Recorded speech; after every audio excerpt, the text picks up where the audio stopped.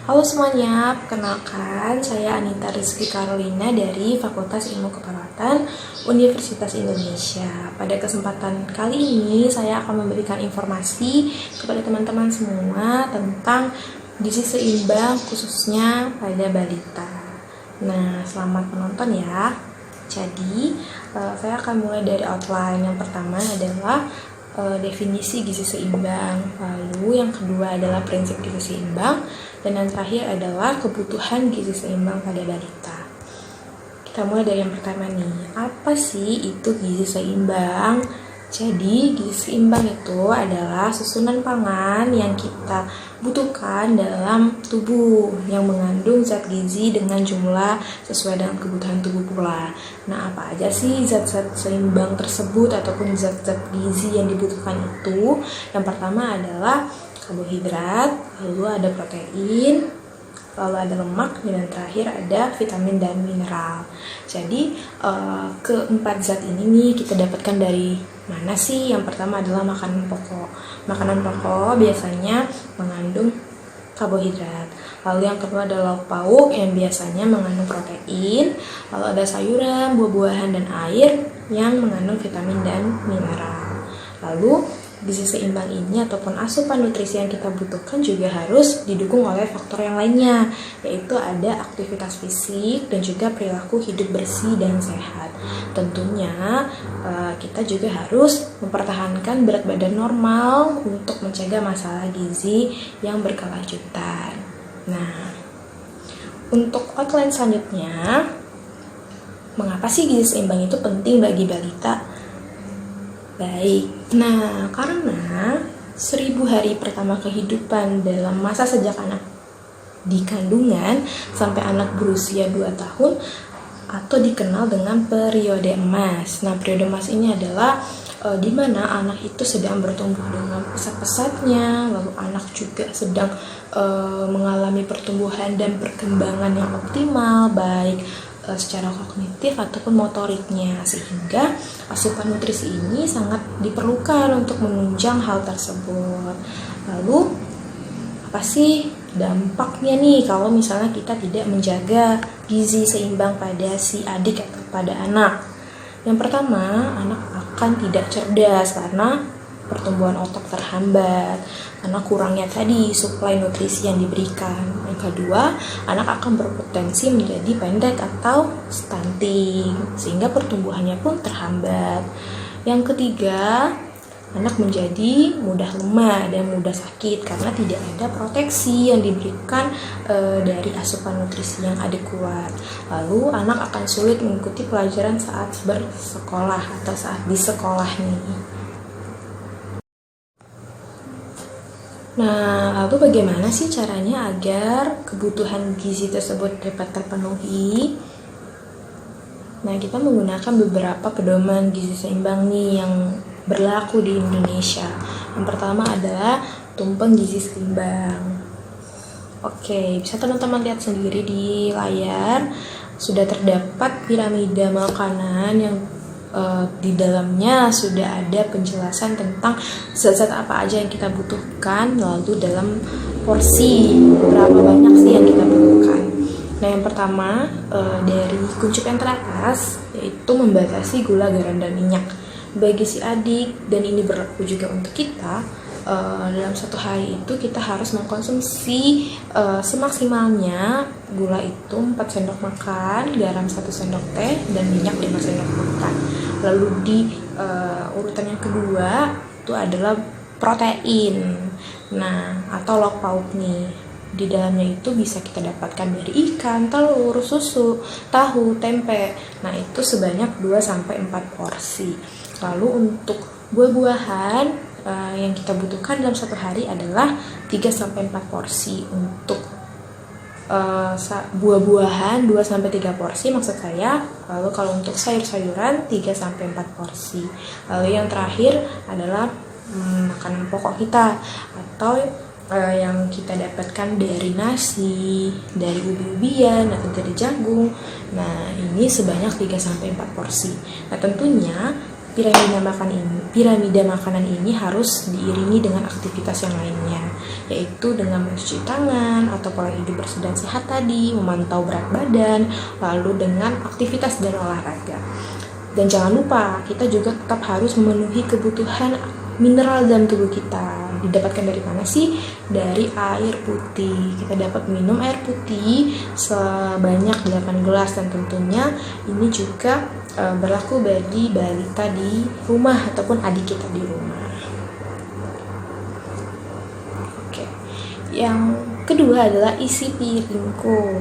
Nah, isi piringku ini sama seperti tadi, pedoman untuk penggizi seimbang adalah pengganti slogan 4 sehat 5 sempurna nih. Jadi isi piringku ini bagi balita usia 2-5 tahun.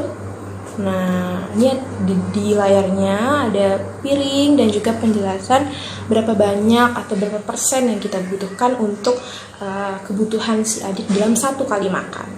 Jadi di sana sayur dan buah-buahan itu sebanyak 30%, lalu makanan pokok diberikan sebanyak 35%, dan untuk lauk pauk diberikan sebanyak 35%.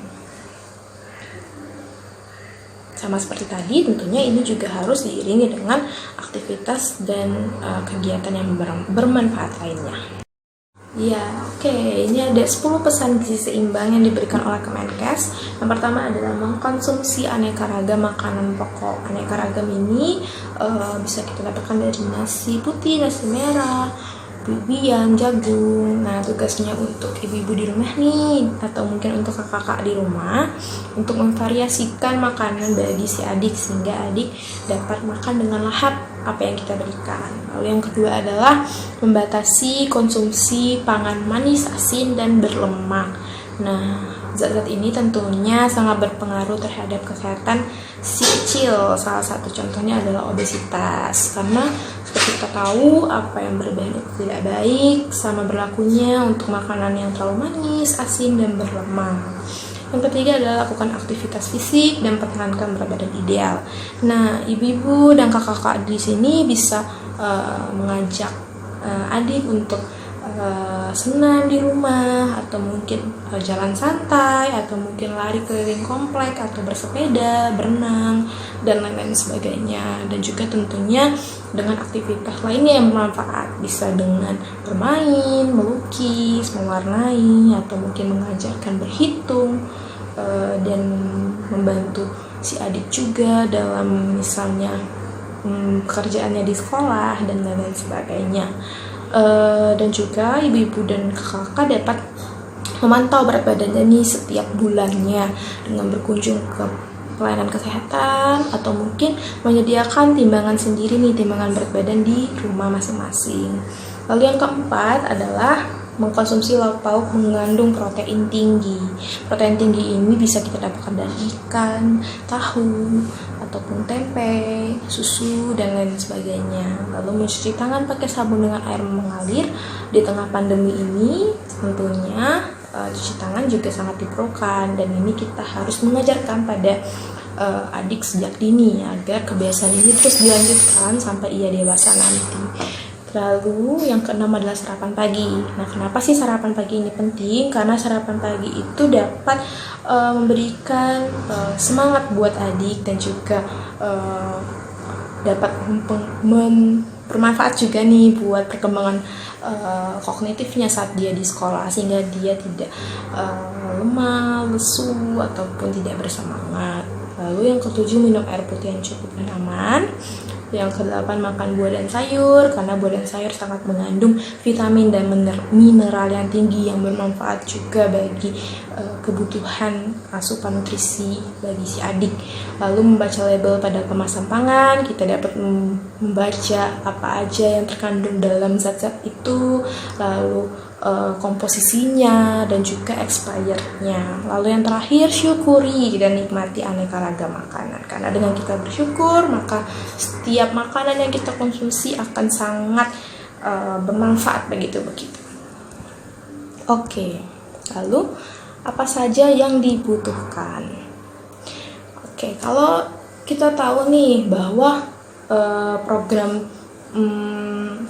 pemerintah saat ini adalah khususnya program kesehatan adalah dengan memberikan ASI eksklusif sejak usia 0 bulan sampai 2 tahun. Jadi buat ibu-ibu di rumah, apakah sudah memberikan ASI eksklusif sampai adik usia 2 tahun? Kalau sudah, berarti kebutuhan si adik sudah terpenuhi dengan baik nih.